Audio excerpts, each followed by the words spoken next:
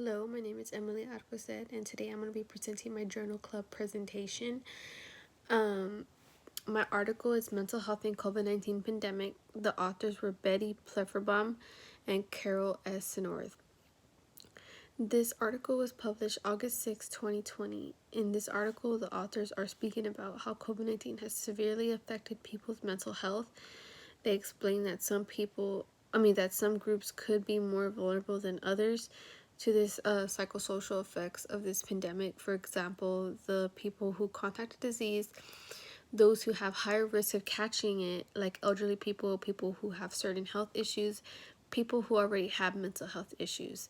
It is also said that healthcare providers are also experiencing emotional distress in this current pandemic, given their risk of exposure to COVID-19, worrying about affecting their loved ones around them, working extremely long hours, and also experiencing the effects it has on the patients who have it or who has passed, and their families as well. The authors also explain that the staying at home order, quarantine, is another reason why the pandemic is affecting people mentally. A recent review shows samples of quarantined people and of healthcare providers that may be instructive. It shows tremendous emotional outcomes, including stress, depression, irritability, insomnia, fear, confusion, anger, frustration, boredom, and stigma. This all associates with being in quarantine at home. Because of the stress and psychological effects this pandemic has caused, some people might want to turn to suicide, and if so, they would need to seek immediate help by a mental health professional or emergency psychiatric hospitalization. Because of how emotionally disturbing the media reports could be for this pandemic, watching the news could be monitored and limited because it can make stress levels worse than what it already is.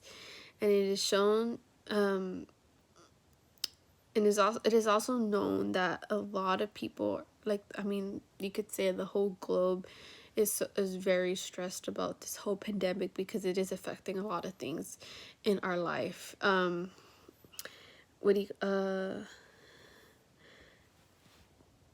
So it is also shown that discussing this pandemic with your kids should be encouraged to address their reactions and concerns, because it is also possible for them to feel everything us adults are feeling.